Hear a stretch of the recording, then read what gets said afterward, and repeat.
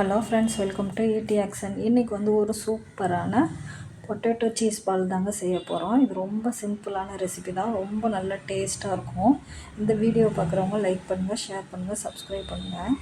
இப்போ வாங்க இந்த சீஸ் பால் எப்படி செய்கிறதுன்னு பார்க்கலாம்.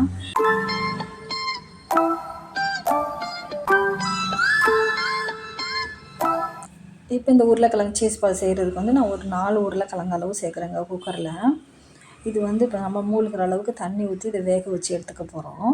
பாருங்கள், ஏற்கனவே கழுவிட்டு தான் உருளைக்கிழங்கு சேர்க்குறேன். மண் இருக்கும், அதனால் கழுவிட்டே சேர்த்துக்கலாம்.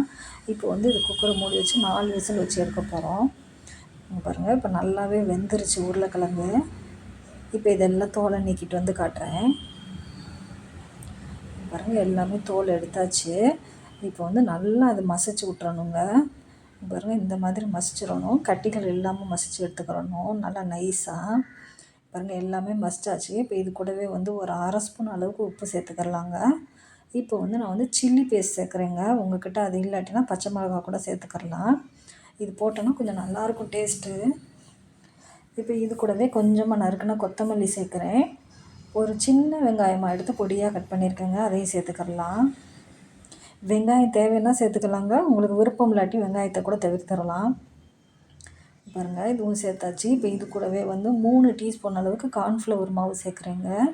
நம்மளுக்கு வந்து அந்த திக்னஸ் கொடுக்குறதுக்காக இது சேர்க்குறேன். உருளைக்கிழங்குலேருந்து தண்ணி விடும், அதனால் இது போட்டு நல்லா கார்ன்ஃப்ளவர் மாவு போட்டு நல்லா மிக்ஸ் பண்ணி எடுத்துடலாம். பாருங்கள், நல்லா நம்மளுக்கு கையில் உருண்டை பிடிக்கிற அளவுக்கு நம்ம பிசைஞ்சுக்கிறலாங்க. இப்போ நான் பிணையிலே உப்பு செக் பண்ணி பார்த்தேன், பத்தெல்லாம் கொஞ்சம் போட்டிருக்கேன். கரெக்டாக பார்த்து போட்டுக்கிறலாம். பாருங்கள், எல்லாமே நல்லா பிசைஞ்சாச்சு. இப்போ வந்து இதில் கூட லைட்டாக மேலே எண்ணெய் ஊற்றுறேங்க. நம்மளுக்கு உருட்டையில் வந்து கையில் ஒட்டாமல் இருக்கிறதுக்காக லைட்டாக எண்ணெய் ஊற்றி நம்ம வந்து இதை ஃபுல்லாக பால்ஸ் பிடிச்சிடலாம். இங்கே பாருங்கள், இந்த மாதிரி ஊற்றிக்கலாம். லைட்டாக எண்ணெய் தடவிட்டு உருட்டையில் வந்து இந்த மாதிரி ஒட்டாதுங்க, அதுக்கு தான் அப்படி எண்ணெய் லைட்டாக ஊற்றிக்கிறது. இங்கே பாருங்கள், இது போலவே எல்லா பாலையுமே நம்ம உருட்டி எடுத்துடலாம். இது ரொம்பவே நல்லா டேஸ்ட்டாக இருக்கும். ஸோ ரொம்ப சிம்பிளான ரெசிபி தாங்க, சீக்கிரமாகவே செஞ்சிடலாம் சாயங்கால நேரத்தில்.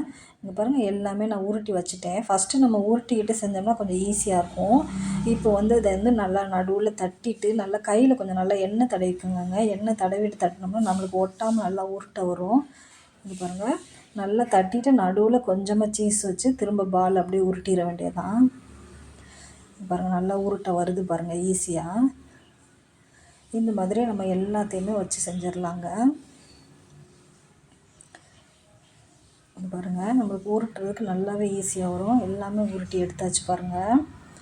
இப்போ வந்து ஒரு பவுலில் வந்து கார்ன்ஃப்ளவர் மாவு வந்து 1 டேபிள் ஸ்பூன் அளவுக்கு எடுத்துருக்கேங்க. இதில் வந்து இப்போ வந்து கொஞ்சமாக நம்ம உப்பு சேர்த்துக்கிறலாம். உப்பு சேர்த்து இப்போ வந்து ஒரு டேபிள் ஸ்பூன் அளவுக்கு தண்ணி ஊற்றிக்கிறலாங்க. தண்ணி ஊற்றி இதை நல்லா கரைச்சி வச்சுக்கிறலாம், கட்டி இல்லாமல் கரைச்சி வச்சுக்கிறலாங்க. இப்போ பால்ஸ் எல்லாம் இதில் நம்ம போட்டு எடுக்க போகிறோம். இங்கே பாருங்கள், நல்லா கரைச்சி வச்சுட்டேன். இப்போ வந்து ப்ரெட் தூள் வேணுங்க, அதனால் ப்ரெட் தூள் வந்து அப்போதைக்கு தான் நான் ஒரு 3 ஸ்லைஸு ப்ரெட் எடுத்து துருவினேன். துருவி இந்த போடுறேன் பாருங்கள். அப்போதைக்கு தான் மிக்ஸி ஜாரில் போட்டு துருவினேன். நல்லாயிருக்கும். ஒரு 3 ப்ரெட்டு துண்டு அளவுக்கு நம்ம எடுத்து துருவினோம்னா கரெக்டாக இருக்குங்க. இப்போ பாருங்கள், இது ரெண்டுமே நல்லா ரெடி ஆயிடுச்சு. இப்போ வந்து இந்த கார்ன்ஃப்ளவர் மாவில் வந்து இந்த பால்ஸை வந்து லைட்டாக முக்கி எடுத்துக்கிறலாம். முக்கி எடுத்து இந்த ப்ரெட்டில் வந்து போட்டு எடுத்துடலாங்க. ப்ரெட் தூளில் வந்து நல்லா முக்கி எடுத்து விட்டுறலாம். அதையும் இங்கே பாருங்கள், இந்த மாதிரி நல்லா போட்டு எடுத்துட்டிங்க, நல்லா க்ரன்ச்சியாக வரும். இங்கே பாருங்கள், நல்லா ஒட்டிக்கிச்சு பாருங்கள். இப்போ எல்லாமே அதே போலவே போட்டு எடுத்துடலாங்க. இது ரொம்பவே நல்லா டேஸ்ட்டாக இருந்துச்சு இந்த ரெசிபி. இது குட்டீஸுகளுக்கு ரொம்பவே பிடிக்குங்க. பாருங்கள், எல்லாமே இதே போலவே போட்டு எடுத்துருவோங்க. இந்த சீஸ் கூட நம்ம வீட்டில் செஞ்சது தாங்க. உங்களுக்கு தேவைப்பட்டால் நம்ம வீடியோவில் போய் பாருங்கள். நேற்று தான் போட்டிருக்கேன் இந்த வீடியோ. இங்கே பாருங்கள், எல்லாமே போட்டு எடுத்தாச்சு. இப்போ வந்து இதை வந்து ஒரு 1/2 மணி நேரம் ஃப்ரிட்ஜில் வச்சு எடுத்துடலாங்க. இப்போ வந்து 1/2 மணி நேரம் ஆயிடுச்சு. இந்த பால்ஸ் எல்லாம் இப்போ நம்ம பொரித்து எடுக்க போகிறோம். இப்போ அடுப்பு ஆன் பண்ணி ஒரு பாத்திரம் வச்சுருக்கேங்க. பாத்திரம் வச்சுட்டு இப்போ வந்து நம்ம பொரிக்கிற அளவுக்கு எண்ணெய் சேர்த்துக்கிறேன் நான். பாருங்கள் எண்ணெய் வந்து ரொம்ப காயக்கூடாதுங்க. வடைகளுக்கு தட்டி போடையில காயிற மாதிரிலாம் காயக்கூடாது. கொஞ்சம் மீடியமாக காய்ஞ்சிச்சினாலே போதும். இங்கே பாருங்கள், அரை மணி நேரம் ஆயிடுச்சு. நல்லா பிடிச்சிருக்கு பாருங்கள் அந்த ப்ரெட்டு. அவ்வளோதாங்க. இப்போ நம்ம போட்டுடலாம். ஒன்று ஒன்றா எடுத்து போட்டுடலாங்க.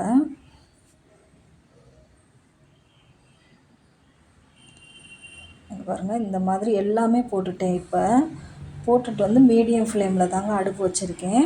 அடுப்பு வச்சுட்டு இது வந்து லைட்டாக கிளறி விடலாம். நல்லா கோல்டன் கலரில் வர வரைக்கும் நல்லா லைட்டாக பரட்டி விடலாங்க. அடுப்பு ஹை ஃப்ளேம்லலாம் வைக்கக்கூடாது, கருகிரும். உருளைக்கிழங்கு சீக்கிரம் கருகிருங்க. பாருங்கள், இந்த மாதிரி லைட்டாக திருப்பி விட்டுக்கலாம்.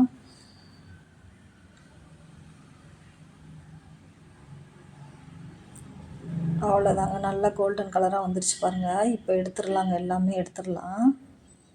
இது ரொம்ப நம்ம கரெக்டாக எடுத்துடணும், இல்லாட்டி இந்த மாதிரி சீஸ் வந்து வெளியே வந்துடும். எனக்கு 1 2 வந்துருச்சு பாருங்கள். இதுக்கு முன்னாடியே கொஞ்சம் எடுத்துடணுங்க. அவ்வளோதாங்க, ரொம்ப சூப்பரான உருளைக்கிழங்கு சீஸ் பால் ரெடி ஆயிடுச்சுங்க. இதே போல் நீங்களும் ட்ரை பண்ணி பாருங்கள். எப்படி வந்துச்சுன்னு நம்மளுக்கு கமெண்ட்லாம் மறக்காமல் சொல்லுங்கள் ஃப்ரெண்ட்ஸ். தேங்க்யூ ஃபார் வாட்சிங்.